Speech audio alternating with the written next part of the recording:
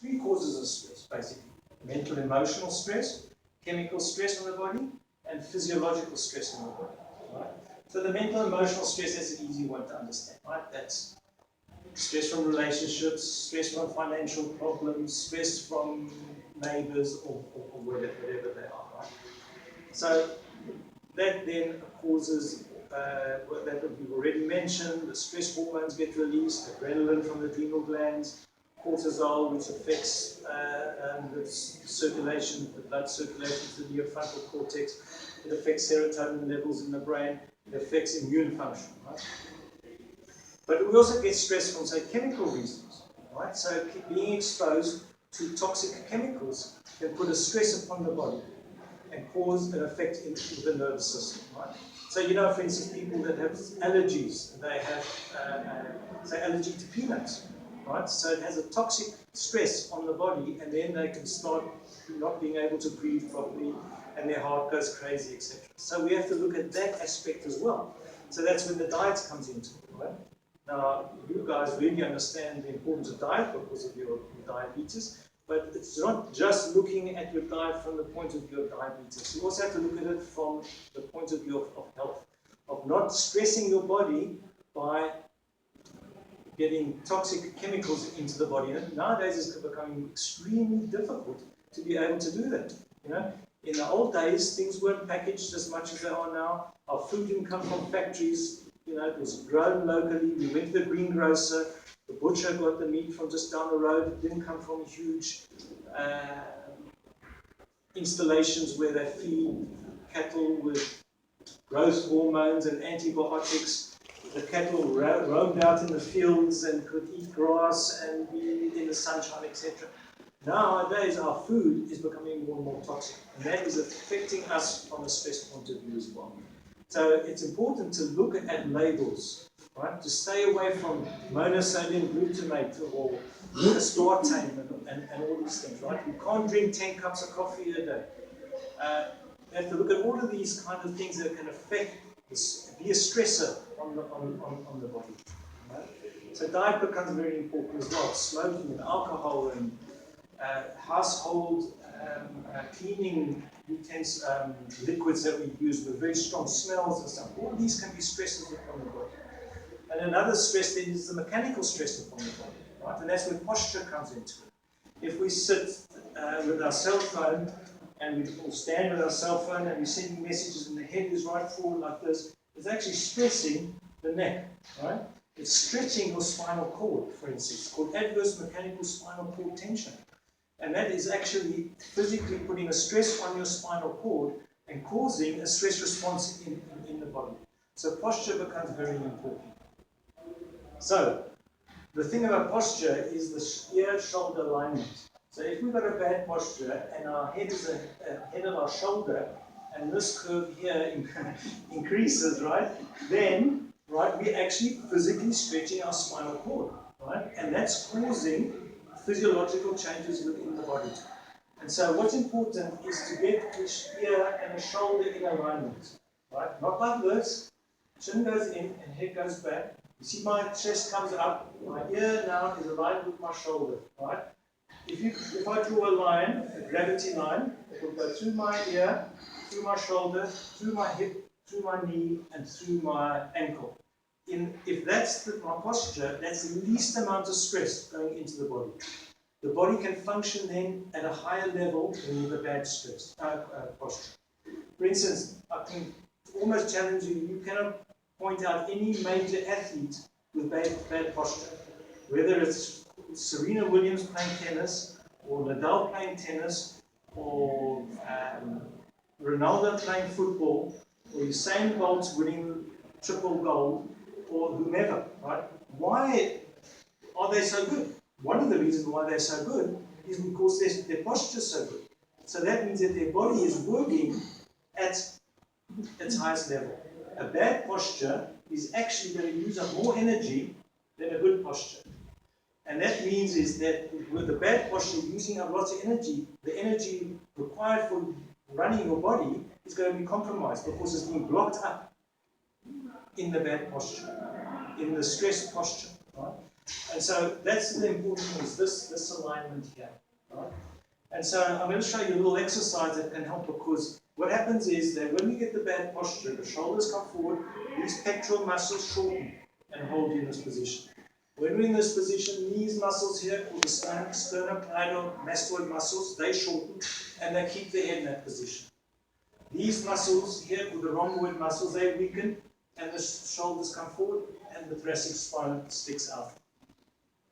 And so just a very simple little exercise to do to get what's called the posterior chain muscles activated to help you get into the correct position is as follows. So it's not very elegant, but this is what it is, right?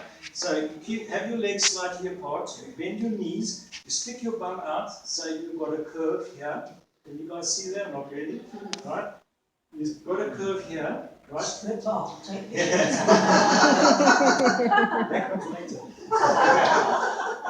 Your ear and your shoulder are in alignment, your chest is big, and you flatten here between the shoulder blades. Right? So you're in this position. Now you rotate from your hip joint, you go forward slightly, about 30 degrees. So you don't lose your curve, you keep your body in that position. Then you put your hands behind you like this, like you're stretching back as far as you can go. You're keeping your chin in, and you're doing this, just like this. And you just hold that for 30 seconds, right? But you do it lots of times. It's activating your hamstring muscles, your gluteus maximus muscles, your erector spinae muscles, your rhomboid muscles. It's opening up your chest here. When your posture is in a distressed posture, everything is pulled forward. It's called upper cross syndrome. Right? So muscles shorten and muscles weaken. Now, if you try and correct your posture, just come on, stand up straight like we were told as children. You can't do it because these muscles are tight and these are weak. And so you hold it for a while, and posture being subconscious, you just go back to your old posture. And so you have to keep on repeating it to correct it, and then also work on the muscles and stretch here as well. Okay? Say, for instance, if you're sitting at your computer, and you're sitting there, and your attention is on the computer, and your hands are on the keyboard, and you're slouching forward like this. Again, your ear and shoulder alignment is bad. You're actually stretching that spinal cord. So you have to remember the curve here in the back, the ear-shoulder alignment, and then you get your arms into this position, and you open up your chest. Now don't poke your head forward, you keep it there like that. And all you do is you hold that for 30 seconds, whatever, and you go back and you work. 10 minutes later, for 30 seconds, you do that. You might be waiting for a page to open, you do that. There's a download, an update, whatever, you do that. And you just hold it for 30 seconds, right? So, those are just little easy things to do. Now, another thing I could just show you, important from ordinary day-to-day life, we have habitual movement patterns, right? So how do we sit down? A lot of people, they sit down like this, right? That's wrong, right? When they get up, how do they get up? They get up like this, right? So it's almost like somebody's got you by the head and you're kind of pulling you down into this position, right? So the correct way to get up and stand up, sit down and get up from the chair is as follows, right? Again, we're getting to the point where we get the shoulder-ear alignment, right? We keep that posture, right? We center ourselves on the chair, 1 foot back, forward, 1 foot back, and then we keep our body in this position and start moving down like this, right? And then get into the chair like that, right? We're keeping the body in the right position. We're keeping the head in the position. You're not stretching forward like that, right? When you get up, move forward to the edge of the chair, 1 foot forward, 1 step back, 1 foot back, hold on here, and keep your body in that upright position, and stand up, right? Sit down, and stand up, right? It's called Alexander technique, so you can maybe just Google that, look on YouTube or whatever, right? So it's just about teaching the body how to work, because it becomes habitual, right? So we want to form new habits, healthy habits, kind of thing, right? So I think that's enough. Has anybody got any kind of questions? Oh, there's one more thing I want to mention. So something on the diabetes side. There are two natural products, we want to call them that are very beneficial for balancing blood sugar levels. Right? It's not a treatment. One is spirulina. Spirulina is an algae. Right? So the green stuff in the pool is an algae. Right? Spirulina is an algae. It's a superfood. So it's not a medicine. It's not a supplement. It's actually a food as such. Right? And there's tons of research that shows the effectiveness of spirulina. And it's just really about giving the cells all the nutrients that it requires. So it's not specifically for diabetes, but the research shows that it has a positive effect on diabetes. Spirulina is called. Spirulina is used by NASA again for the astronauts because it is a complete food. It's got all the trace minerals, trace elements, it's got minerals, it's got vitamins, it's got enzymes, it's got omega-3 fatty acids, it's got everything you can imagine in it. Spirulina, it's called, right? And then another thing is called astaxanthin. So, for instance, if you look at salmon, salmon is pink. The thing that makes it pink is the pigment called astaxanthin. And astaxanthin you can get from a seaweed called Hematococcus pluvialis. Right?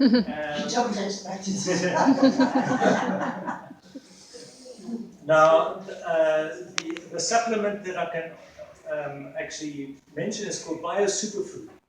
And you can look at it on the internet. The story about Bio-Superfood is as follows. Dr. Kyriak worked in the old Soviet Union in Moldova, and he was a scientist, and he was in charge of trying to improve the yield from livestock. So from cows, as far as milk and cattle, as far as meats and chickens, and for eggs and milk, etc. etc. Right? And so he was his work was about improving the yield from livestock. And so he literally had millions of animals to be able to kind of experiment on. Right? And he started with these algae. And then he developed this particular blend of these two things, spirulina and astaxanthin.